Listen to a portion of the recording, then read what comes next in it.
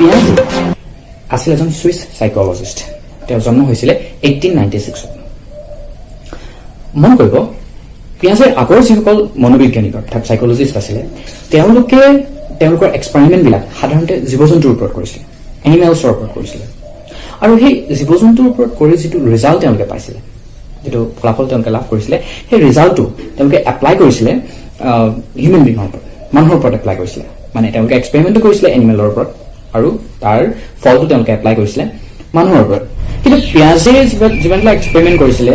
সকলোবিলাক এক্সপেৰিমেণ্ট চাইল্ডৰ ওপৰত কৰিছিল অৰ্থাৎ শিশুৰ ওপৰত কৰিছিল পিয়াজে এনেকুৱা কোনো ধৰণৰ এক্সপেৰিমেণ্ট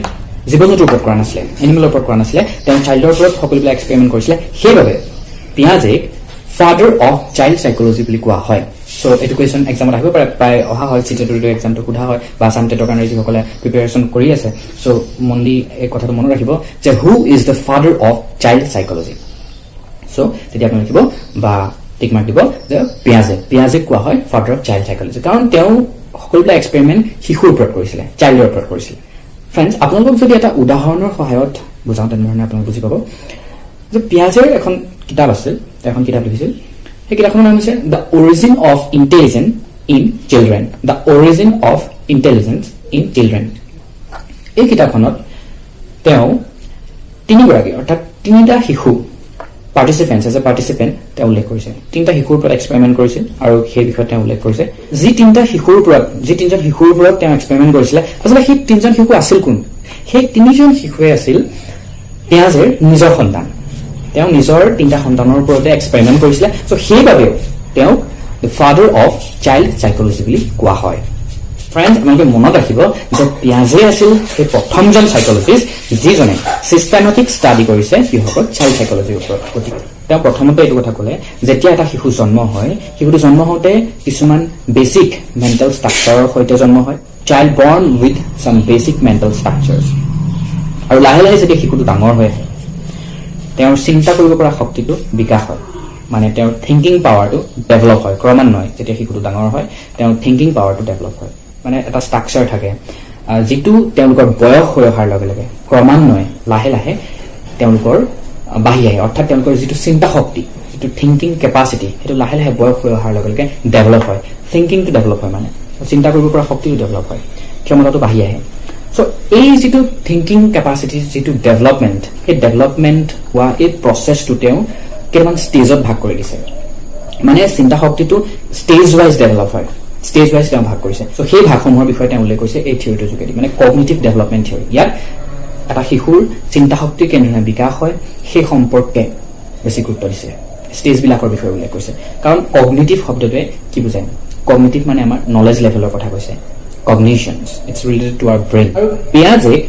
ৰেডিকেল কনষ্ট্ৰাকটিভিষ্ট বুলিও কোৱা হয় ৰেডিকেল কনষ্ট্ৰাকটিভিষ্ট মানে কি যে পিয়াজে কৈছে যে এজন শিশুৱে তেওঁৰ যিটো নলেজ অৰ্থাৎ কগনিশ্যন বা কগনিটিভ যিটো কেপাচিটি সেইটো কেনেধৰণে ডেভেলপ হয় সেইটো তেওঁৰ নিজৰ যি অভিজ্ঞতা যি এক্সপিৰিয়েঞ্চ মানে বাহিৰৰ ৱৰ্ল্ডখনৰ লগত তেওঁ যিখিনি অভিজ্ঞতা হ'ব যিখিনি এক্সপিৰিয়েঞ্চ লাভ কৰিব সেই এক্সপিৰিয়েঞ্চৰ পৰা তেওঁলোকৰ জ্ঞানৰ ডেভেলপ হয় নিজৰ নলেজটো তেওঁ নিজেই গঠন কৰে child construct their own knowledge so সেইবাবেও তেওঁ ৰেডিকেল কনষ্ট্ৰাকটিভিষ্ট বুলি কোৱা হয় মানে শিশুৱে নিজৰ জ্ঞান নিজেই সৃষ্টি কৰে আৰু এটা টাৰ্ম আছে ফ্ৰেণ্ডছ এইটো বহুত ইম্পৰ্টেণ্ট পিয়াজেৰ এই কগনিটিভ ডেভেলপমেণ্ট থিয়ৰিটোক জেনেটিক এপিষ্টেমোলজি বুলি কোৱা হয় সো এই টাৰ্মটোৰ অৰ্থটো আমি এতিয়া জানি লওঁ ফ্ৰেণ্ডছ এইটো এটা গুৰুত্বপূৰ্ণ টাৰ্ম মনত ৰাখিব আপোনালোকে সো জেনেটিক এপিষ্টেমোলজি মানে হৈছে পিয়াজে এইটো কথা কৈছে যে এজন শিশুৰ যি ডেভেলপমেণ্ট হয় যি বিকাশ হয় আৰু যি প্ৰচেছৰ দ্বাৰা এই ডেভেলপমেণ্টটো হয় অৰ্থাৎ যি প্ৰচেছ বা প্ৰক্ৰিয়াৰ দ্বাৰা এই ডেভেলপমেণ্টটো হয় এই গোটেই প্ৰক্ৰিয়াটো এই ডেভেলপমেণ্ট গোটেই প্ৰচেছটো আচলতে ইনবিল্ট হয় যিটো ইনেট হয় মানে যিটো অলৰেডি তেওঁলোকৰ ইনবিল্ট হৈ থাকে আৰু যিটো ইনেট হৈ থাকে ঠিক আছে সেই ধৰণে এটা শিশুৰ বিকাশ হয় ডেভেলপমেণ্ট হয় ইয়াৰ আগত আমি কৈছিলোঁ যে যেতিয়া এটা শিশু জন্ম হয় শিশুটো জন্ম হওঁতে কিছুমান বেছিক মেণ্টেল ষ্ট্ৰাকচাৰৰ সৈতে জন্ম হয় ঠিক আছে চাইল্ড বৰ্ন উইথ চাম বেছিক মেণ্টেল ষ্ট্ৰাকচাৰ এই কথাটো আমি কৈছিলোঁ আৰু তেওঁ এইটো কথাও কৈছে যে ডেভেলপমেণ্টৰ যিটো প্ৰক্ৰিয়া যিটো প্ৰচেছ সেইটো ইনেট হয় ইনবিল্ট হয় সো এইটো কথা আপোনালোকে মনত ৰাখিব কাৰণ পিয়াজে এইটো কৈছে যে এই যিটো ইনবিল্ট প্ৰচেছ অৰ্থাৎ বা যিটো ইনেট প্ৰচেছ সেইটো সকলো শিশুৰ ক্ষেত্ৰতেই প্ৰায় চেম একেই হয় মানে যি ধৰণে ডেভেলপমেণ্ট হ'ব লাগে সেইটো কেৱল পাৰ্টিকুলাৰ এজন শিশুৰ ক্ষেত্ৰত ডেভেলপমেণ্টটো এই ধৰণে হৈছে বেলেগ এজনৰ ক্ষেত্ৰত বেলেগ ধৰণে হৈছে এইটো নহয় ডেভেলপমেণ্টৰ যিটো প্ৰচেছ যিটো ইনেট প্ৰচেছ যিটো ইনবিল্ট প্ৰচেছ সেইটো সকলো শিশুৰ ক্ষেত্ৰতে একেই আৰু সকলো শিশুৱেই জন্মগ্ৰহণ কৰোঁতে কিছুমান বেছিক মেণ্টেল ষ্ট্ৰাকচাৰৰ সৈতে জন্ম হয় মানে কিছুমান মানসিক অৱস্থা তেওঁলোকৰ ষ্ট্ৰাকচাৰ থাকে স্তৰ থাকে এই ক্ষেত্ৰত এইটো নাচায় যে তেওঁ কোনটো কালচাৰৰ পৰা আহিছে irrespective of any culture the child belongs so' প্ৰত্যেকৰ ক্ষেত্ৰত একেই যি কালচাৰে নহওক যি কাষ্টৰে নহওক যি ৰিলিজিয়নৰে নহওক এটা শিশু যেতিয়া জন্ম হয় তেওঁলোকৰ যিটো বেছিক মেণ্টেল ষ্ট্ৰাকচাৰ হয় আৰু তেওঁৰ যিটো ডেভেলপমেণ্টৰ প্ৰচেছ সেইটো ইনেট হয় ইনবিল্ট হয় আৰু সকলোৰে ক্ষেত্ৰত ছেইম হয় চ' জেনেটিক এপিষ্টেমলজি টাৰ্মটোৰ মিনিংটো আপোনালোকৰ ক্লিয়াৰ হৈছে যে ইয়াত দুটা শব্দ আছে জেনেটিক মানে কি জিনছ জিনছটো ক'ৰ পৰা ট্ৰান্সফৰ্ম হয় হেৰিডিটিৰ পৰা জিন আহে চ' এপিষ্টেমলজিৰ অৰ্থটো কি এপিষ্টেমলজি মানে হৈছে দ্য ষ্টাডি অফ নলেজ মানে কেনেধৰণে জ্ঞান আহৰণ কৰে নলেজটো কেনেধৰণে গেইন কৰে সেইটো ষ্টাডি কৰাটো মানে হৈছে এপিষ্টেমলজি চ' জেনেটিক এপিষ্টেমলজি এই কগনিটিভ থিয়ৰিটো সাধাৰণতে জেনেটিক এপিষ্টেমলজি থিয়ৰি বুলি কোৱা হয় এতিয়া ফ্ৰেণ্ডছ এইখিনিলৈকে আপোনালোকৰ নিশ্চয় ক্লিয়াৰ হৈছে চ' আমি নেক্সট আগবাঢ়ো এতিয়া আপোনালোকে স্ক্ৰীণত দেখিছে যে এফালে মই হেৰিডিটি লিখিছো আৰু আনফালে এনভাইৰনমেণ্ট লিখিছো চ' পিয়াজে যেতিয়া ইনেট শব্দটো ইউজ কৰিছে ইনবিল্ট বুলি কৈছে চ' অবভিয়াছলি তেওঁ কিহৰ ওপৰত ফ'কাছ কৰিছে তেওঁ হেৰিডিটিৰ ওপৰত ফ'কাছ কৰিছে মানে শিশুৰ যি বিকাশ হয় বিকাশৰ যিটো প্ৰচেছ সেইটো ইনেট হয় ইনবিল্ট হয় গতিকে তেওঁ হেৰিডিটিৰ ওপৰত বেছি ফ'কাছ কৰিছে জিনৰ ওপৰত বেছি ফ'কাছ কৰিছে ইয়াৰ অৰ্থ এইটো নহয় যে এটা শিশুৰ বিকাশত পৰিৱেশৰ একেবাৰে প্ৰভাৱ নাই বুলি তেওঁ কোৱা নাই তেওঁ কৈছে যে কিছু কিছু ক্ষেত্ৰত পৰিৱেশেও প্ৰভাৱ পেলায় শিশুৰ বিকাশত প্ৰভাৱ পেলায় কিন্তু তেওঁ বেছিকৈ ফ'কাছ কৰিছে হেৰিডিটিৰ ওপৰত আৰু আনহাতে এনভাইৰনমেণ্টৰ ওপৰত বেছি ফ'কাছ কৰিছে ভাইগটস্কিয়ে আমি ইতিমধ্যেই ডিছকাছ কৰিছোঁ ভাইগটস্কিৰ বিষয়ে আপোনালোকে চাব পাৰে ভিডিঅ'টোৰ লিংকটো মই ডেছক্ৰিপশ্যনত দি দিছোঁ ফ্ৰেণ্ডছ এতিয়া আমি পিয়াজেৰ থিয়ৰিটোলৈ আহোঁ পিয়াজে লাৰ্ণিঙৰ ওপৰত কৈছে যে learning follow' some set of orders মানে শিশুৰ শিকন প্ৰক্ৰিয়াটো কিছুমান ছেট অফ অৰ্ডাৰ ফ'ল' কৰি হয় ছেট অফ অৰ্ডাৰ মানে আপোনালোকে বুজি পাইছে যে ছেট অফ অৰ্ডাৰ মানে হৈছে কিছুমান অৰ্ডাৰ কিছুমান নীতি বা কিছুমান ৰুল ফ'ল' কৰিহে শিকন প্ৰক্ৰিয়াটো সম্ভৱপৰ হয় এজন শিশুৰ যি শিকন প্ৰক্ৰিয়া তাক আমি এজন এডাল্টৰ লগত অৰ্থাৎ ডাঙৰ এজন বয়োজ্যেষ্ঠ ব্যক্তিৰ লগত কম্পেয়াৰ কৰিব নোৱাৰোঁ তেওঁৰ শিকাৰ ধৰণটো বেলেগ হ'ব আৰু এজন শিশুৰ শিকাৰ ধৰণটো বেলেগ হ'ব কিছুমান অৰ্ডাৰতহে ফ'ল' হ'ব ষ্টেপ বাই ষ্টেপ প্ৰচেছ অৰ্থাৎ শিশুটোৱে যেতিয়া এনভাইৰনমেণ্টলৈ আহে পৰিৱেশলৈ আহে শিশুটো জন্ম হোৱাৰ পাছত তেওঁৰ এনভাইৰনমেণ্টৰ বস্তুখিনি বিভিন্ন ধৰণৰ জ্ঞান তেওঁ এনভাইৰনমেণ্টলৈ আহি সেইখিনিৰ ওপৰত এডপ্ট কৰে চ' এডপ্ট কৰাৰ পাছত তেওঁ কি কৰে সেইটো এক্সপ্ল'ৰ কৰে চ' যেতিয়া এক্সপ্ল'ৰ কৰিলে নিজে এক্সপেৰিমেণ্ট কৰিলে চ' এক্সপ্ল'ৰ কৰাৰ পাছত তাৰ ওপৰত তেওঁলোকৰ এটা ধাৰণাৰ সৃষ্টি হয় এটা চেন্স অৰ্থাৎ ধাৰণাৰ সৃষ্টি হয় চ' এনেধৰণে এটা অৰ্ডাৰ ফ'ল' কৰে এটা ষ্টেপ ফ'ল' কৰে ষ্টেপ বাই ষ্টেপ শেষত তেওঁলোকৰ এটা ধাৰণা হয় চেন্স গঠন হয় এই চেন্সটো যেতিয়া তেওঁলোকৰ গঠন হয় শিশুটোৱে নিজে নিজে শিকিবলৈ আৰম্ভ কৰে লাৰ্ণিংটো তেওঁলোকৰ ষ্টাৰ্ট হৈ যায় লাৰ্ণিং প্ৰক্ৰিয়াটো ষ্টাৰ্ট হৈ যায় চ' এতিয়া আমি গম পালোঁ যে গোটেই লাৰ্ণিং প্ৰক্ৰিয়াটো এটা ছিকুৱেঞ্চত হয় চ' এইকাৰণে ইয়াক ছিকুৱেঞ্চ থিয়ৰি বুলি কোৱা হয় যিটো কোৱা হয় ষ্টেজ থিয়ৰি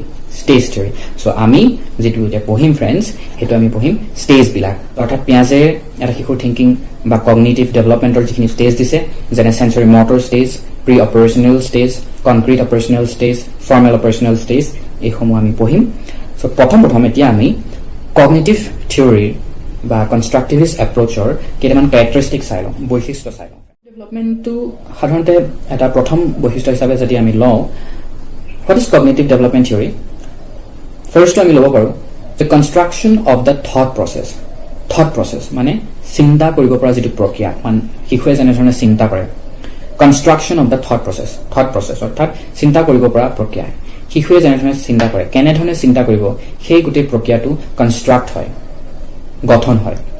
চ' থট প্ৰচেছ বুলি ক'লে কোনখিনি আহিব যে প্ৰব্লেম ছলভিং ডিচিশ্যন মেকিং ৰিজনিং কৰিব পৰা ক্ষমতা এই সকলোবিলাক থট প্ৰচেছত আহিব চ' এইখিনি কনষ্ট্ৰাকশ্যন হয় আৰু এই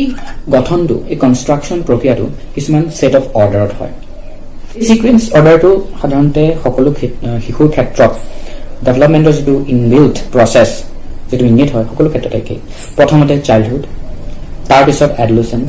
তাৰপৰা এডাল্টহুড এনেকুৱা নহয় যে চাইল্ডহুডৰ পাছতেই এডাল্টহুড আহিব সেইধৰণেতো নহয় গতিকে ই এটা ছিকুৱেঞ্চ ফ'ল' কৰে চাইল্ডহুডত যিখিনি থট প্ৰচেছ ডেভেলপ হ'ব সেইকেধৰণে হ'ব তাৰপৰা এডলচেঞ্চ তাৰপৰা এডাল্টহুড চ' এই ধৰণে এটা ছিকুৱেঞ্চত এটা শিশুৰ ডেভেলপমেণ্ট হয় আৰু সকলো ক্ষেত্ৰতে এইটো একেই এইটো ইনেট হয় বা ইনবিল্ট হয় আমি ক'ব পাৰোঁ এই কথাটো হ'ল এই ডেভেলপমেণ্ট প্ৰক্ৰিয়াটো জেনেটিক হয় আৰু লগতে ইয়াত এনভাইৰনমেণ্টৰো প্ৰভাৱ থাকে চ' জেনেটিক বুলি ক'লে আমি কৈছিলোঁ যিটো টাৰ্মছ আহে জিনছ আৰু সেই একে সময়তে আৰু এটা টাৰ্ম আহে যিটো বায়'লজিকেল মেচিউৰেশ্যন বুলি আমি কওঁ biological মেচিউৰেশ্যন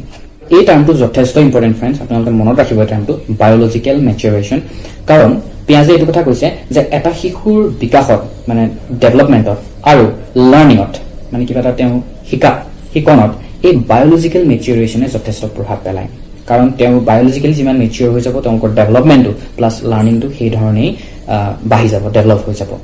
so' it's a very important time biological মেচিউৰেশ্যনে এটা শিশুৰ বিকাশত আৰু তেওঁৰ লাৰ্ণিঙত শিকনত যথেষ্ট প্ৰভাৱ পেলায় আৰু বায়'লজিকেল মেচিউৰেশ্যন কি হয় বায়'লজিকেল মেচিউৰেশ্যন মানে হৈছে হেৰিডিটি চ' এইটো ক্লিয়াৰ হৈ গ'ল ফ্ৰেণ্ডছ যে পিয়াজে হেৰিডিটিৰ ওপৰত বেছি গুৰুত্ব দিছিলে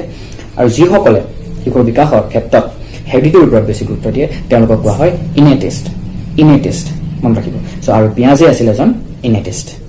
চ' ফ্ৰেণ্ডছ এই থিয়ৰিটো আমি ষ্টেপ বাই ষ্টেপ বুজিব লাগিব আৰু পিয়াজে এই থিয়ৰিটোত দুটা ইম্পৰ্টেণ্ট শব্দ এছিমিলেশ্যন আৰু একমডেশ্যন উল্লেখ কৰিছে এই দুটা শব্দৰ অৰ্থ আপোনালোকে ভালদৰে বুজিব লাগিব কাৰণ ইয়াৰ পৰা কুৱেশ্যন আহে এক্সামত so' what is assimilation what is accommodation so' এই সম্পৰ্কে আমি মোৰ নেক্সট ভিডিঅ'টো আলোচনা কৰিম ইয়াৰ ছেকেণ্ড পাৰ্টটোত আলোচনা কৰিম ভিডিঅ'টো যথেষ্ট দীঘল হৈ যাব আৰু পাৰ্ট বাই পাৰ্ট আপোনালোকে বুজিব লাগিব আপোনালোকে যদি এই ভিডিঅ'টোৰ পৰা কিবা এটা হ'লেও বুজি পোৱা যেন লাগিছে অলপ হ'লেও যদি মই আপোনালোকক বুজাব পাৰিছোঁ সহায় কৰিব পাৰিছোঁ বুলি আপোনালোকে ভাবিছে তেনেহ'লে চেনেলটো ছাবস্ক্ৰাইব কৰি ল'ব লাইক কৰিব যদি ভাল পাইছে আৰু কিবা ডাউট থাকিলে আপোনালোকে সুধিব কমেণ্ট বক্সত কমেণ্ট কৰিব যিমান পাৰোঁ মই বুজাবলৈ চেষ্টা কৰিম